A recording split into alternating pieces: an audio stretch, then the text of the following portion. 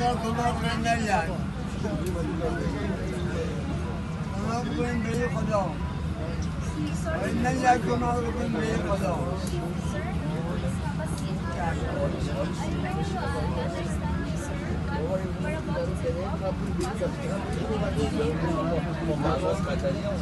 Aquí kulak büyük adam benden yani.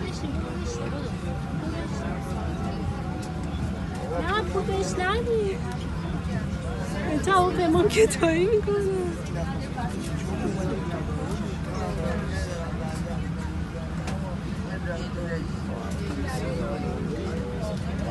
بیا همو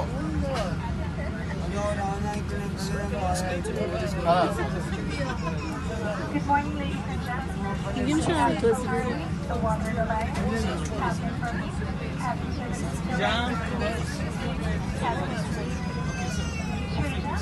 الان نوشت کنم اول میگن چند توضیح بده